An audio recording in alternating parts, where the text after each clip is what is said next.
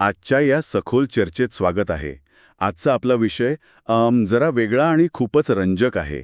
आज आपण महाराष्ट्रातील वन्यजीव अभयारण्यांवर बोलणार आहोत. आपण केवळ आकडेवारीच्या पलीकडे जाऊन या माहितीत दडलेली रंजक तथ्य शोधून काढणार आहोत.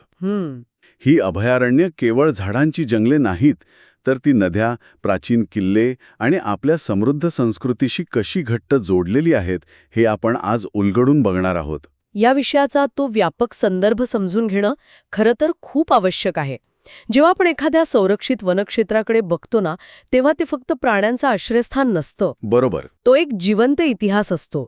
तो निसर्ग, भूगोल आणि मानवी संस्कृती यांचा एक असा संगम असतो जो अनेक शतकांपासून टिकून आहे. म्हणजे नद्यांचे प्रवाह, डोंगरांच्या रांगा आणि तिथे वसवलेले किल्ले हे सगळे घटक एकमेकांवर कसे अवलंबून आहेत हे यातून स्पष्ट होतं. हो, अगदी तसंच. आणि या नकाशाची सुरुवात होते ती काही थक्क करणाऱ्या आकडेवारीने. आपल्याला दिलेल्या माहितीनुसार सध्या महाराष्ट्रात एकूण 52 वन्यजीव अभयारण्य आहेत. 52 ही संख्या खरोखरच खूप मोठी आहे. हो ना, राज्याच्या जैवविविधतेची ती साक्ष देते. यात सर्वात जुने अभयारण्य आहे राधानगरी, ज्याची स्थापना 1958 मध्ये झाली होती. आणि सर्वात नवीन अभयारण्य कोणतं आहे? सर्वात नवीन आहे चंद्रपूर जिल्ह्यातील कन्हार गाव, जे 2021 मध्ये घोषित झालं. म्हणजे संवर्धनाचा हा प्रवास अनेक दशकांपासून अविरत सुरू आहे तर? हो, पण या यादीत मला एका गोष्टीने खूप विचार करायला लावला. राज्यातील सर्वात छोटे अभयारण्य आहे अहमदनगर जिल्ह्यातील देऊळगाव रेहेकुरी. अच्छा. आणि त्याचं क्षेत्रफळ किती असावं? तर केवळ 2.17 चौरस किलोमीटर. हे काळवीट या प्राण्यासाठी प्रसिद्ध आहे. 2.17 हे तर खूपच लहान आहे. तेच ना, एवढ्या छोट्या जागेत जिथे एखाद्या शहराचा एखादा वॉर्ड किंवा एखादी मोठी वसाहत बसेल, तिथे वन्यजीवांचं संवर्धन कसं काय होऊ शकतं? काळवीटसारख्या चपळ प्राण्याला तर खूप मोठी जागा लागते ना. तिथेच निसर्गाची एक अत्यंत गुंतागुंतीची आणि सुंदर रचना आपल्याला समजून घ्यावी लागते. बघा, निसर्गाला आपलं अस्तित्व टिकवण्यासाठी नेहमीच अवाढव्य आणि पसरलेल्या जागेची गरज नसते. म्हणजे जागेचा आकार तितकासा महत्वाचा नसतो? नाही, त्यांना योग्य आणि सुरक्षित सूक्ष्म अधिवासाची गरज असते. देऊळगाव रेहेकुरी हे याचं उत्तम उदाहरण आहे. काळवीट हा प्राणी घनदाट जंगलात राहत नाही. त्याला मोकळे प्रदेश लागतात. बरोबर, त्याला खुरट्या वनस्पती आणि मोकळे गवताळ प्रदेश लागतात. तिथे असलेल्या विशिष्ट प्रकारच्या गवतामुळे आणि खुरट्या झाडांमुळे काळविटांना लपण्यासाठी आणि खाण्यासाठी एक परिपूर्ण वातावरण मिळतं.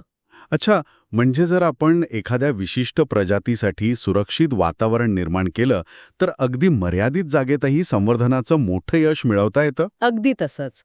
हे खूपच वेगळं आणि महत्वाचं निरीक्षण आहे. जागेचा आकार महत्वाचा नसून त्या जागेचा दर्जा महत्वाचा आहे. पण याच आकडेवारीमध्ये एक दुसरा मोठा विरोधाभास दडलेला आहे. कोणता? ज्याला आपण प्रशासकीय नोंदींचा ट्रॅप म्हणू शकतो. नोट्समध्ये स्पष्ट लिहिलंय की सर्वात मोठ्या अभयारण्याच्या बाबतीत संभ्रम निर्माण होऊ शकतो. हा, तो संभ्रम मी सांगते.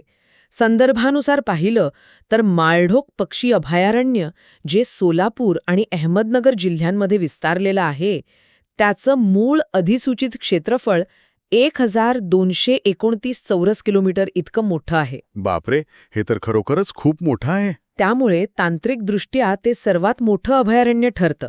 पण काही शासकीय नोंदीनुसार मेळघाट वन्यजीव अभयारण्याला सर्वात मोठं मानलं जातं. मेळघाटचं क्षेत्रफळ किती आहे? ते 778 चौरस किलोमीटर आहे. जेव्हा आपण अशा प्रशासकीय आणि भौगोलिक माहितीचं विश्लेषण करतो, तेव्हा हा विरोधाभास लक्षात ठेवावा लागतो. म्हणजे महसूल विभागाच्या नोंदी आणि वन विभागाच्या प्रत्यक्ष ताब्यातील जागा यात ही तफावत असते. बरोबर. आकडेवारीच्या आणि कागदपत्रांच्या या गुंतागुंतीनंतर आता आपण प्रत्यक्ष भूभागाकडे वळूया. पश्चिम महाराष्ट्र आणि कोकण पट्ट्यापासून सुरुवात करूया. चालेल. इथे वारसा आणि निसर्गाचा एक अद्भुत संगम पाहायला मिळतो आपल्याला. हो, मगाशी आपण सर्वात जुन्या राधानगरी अभयारण्याचा उल्लेख केला. कोल्हापूरमधील हे अभयारण्य गवा या प्राण्यासाठी प्रसिद्ध आहे. इथून भोगावती नदी वाहते. आणि तिथे एक रंजक ऐतिहासिक संदर्भ सुद्धा आहे. बरोबर. दाजीपूर हे ठिकाण छत्रपती शाहू महाराजांच्या शिकारीसाठी प्रसिद्ध होतं आणि आज हेच ठिकाण जागतिक वारसा स्थळाचा एक भाग आहे. मानवी विचारसरणी कशी बदलत जाते याचं हे एक जिवंत उदाहरण आहे. 100 वर्षांपूर्वी जंगलाकडे पाहण्याचा दृष्टिकोन अगदी वेगळा होता. म्हणजे तेव्हा शिकार करणं हे शौर्याचं लक्षण मानलं जायचं. हो, शिकार हे शौर्याचे आणि मनोरंजनाचे साधन मानले जात असे. पण जसजशी निसर्गाची हानी समोर येऊ लागली तसतशी तीच शिकारीची क्षेत्र संवर्धनाची केंद्रे बनली. दाजीपूरच्या जंगलाने हा पूर्ण प्रवास पाहिला आहे. तसाच एक अविश्वसनीय प्रवास आणि मानवी श्रद्धेचा संगम आपल्याला भीमाशंकरमध्ये दिसतो. हो, पुणे, रायगड आणि ठाणे यांच्या सीमेवर असलेलं हे अभयारण्य हे महाराष्ट्राचा राज्यप्राणी शेकरूसाठी ओळखलं जातं. शेकरू ही एक मोठी, रंगबेरंगी आणि अतिशय लाजाळू अशी खार आहे, जी उंच झाडांच्या शेंड्यांवर घरटी बांधते. आणि तिथे कोकण कडा आहे. शिवाय भारतातील प्रसिद्ध ज्योतिर्लिंगांपैकी एक असलेले भीमाशंकर मंदिरही आहे. पण मला वाटतं या अभयारण्याचं सर्वात मोठं वैशिष्ट्य म्हणजे इथे असलेल्या 14 देवराया. नक्कीच. देवराई ही संकल्पना खऱ्या अर्थाने थक्क करणारी आहे. देवराई म्हणजे गावातील देवाच्या नावाने राखून ठेवलेले जंगल. म्हणजे तिथे झाडे तोडायला पूर्ण मनाई असते? अगदी बरोबर. प्राचीन काळी लोकांनी निसर्गाला थेट श्रद्धेशी जोडलं. त्या काळात निसर्गाचं संरक्षण करण्यासाठी कोणतेही लिखित कायदे नव्हते किंवा वनविभागाचे अधिकारी नव्हते. तरीही केवळ श्रद्धेच्या आधारावर ते टिकलं. हो, तिथे कुऱ्हाड चालवण्यास सक्त मनाई होती. भीमाशंकरमधील या 14 देवराया हे सिद्ध करतात की धर्म आणि निसर्ग संवर्धन हे परस्परांचे विरोधक नसून ते हातात हात घालून चालू शकतात. ही परंपरा राज्यभर वेगवेगळ्या स्वरूपात पाहायला मिळते. सांगलीच्या यशवंतराव चव्हाण सागरेश्वर अभयारण्याचंच उदाहरण पाहूया. ते कृष्णा नदीच्या खोऱ्यात आहे ना? हो, आणि विशेष म्हणजे इथे सातवाहन काळातील जवळपास 51 प्राचीन मंदिरांचा समूह आहे. क्या बात आहे. आणि साताऱ्यातील कोयना अभयारण्य? तिथे तर शिवाजी सागर जलाशयाच्या सानिध्यात असलेलं अथांग जंगल आहे, जे जागतिक वारसा यादीत समाविष्ट झाले.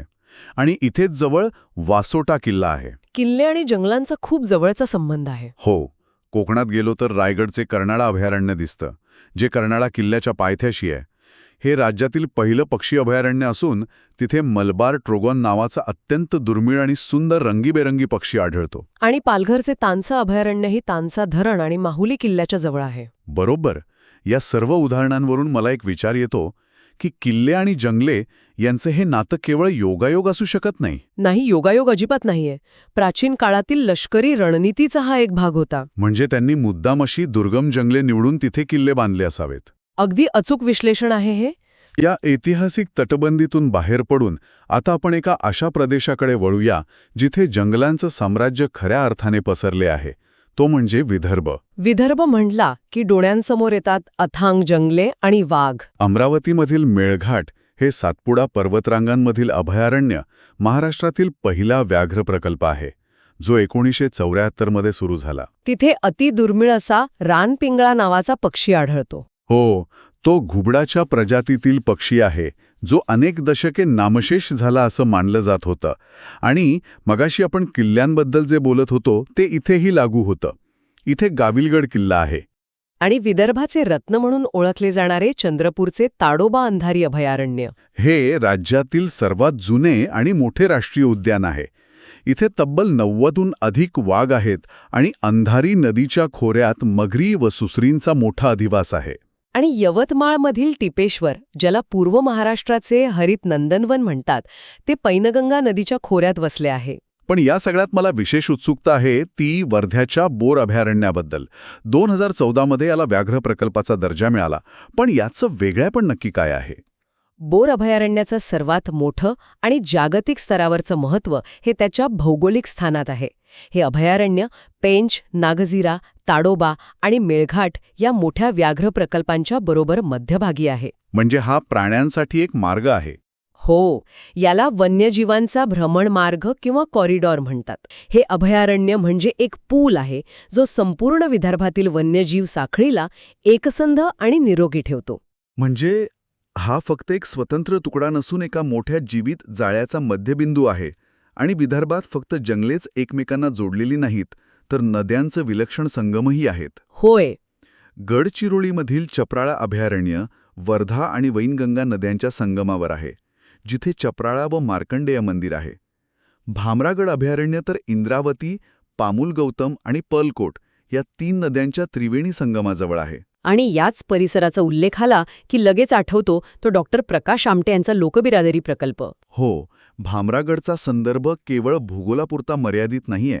तिथलं जंगल केवळ प्राण्यांसाठीच नाही तर तिथल्या माडिया गोंडसारख्या आदिवासी बांधवांसाठीही जीवनदायिनी आहे.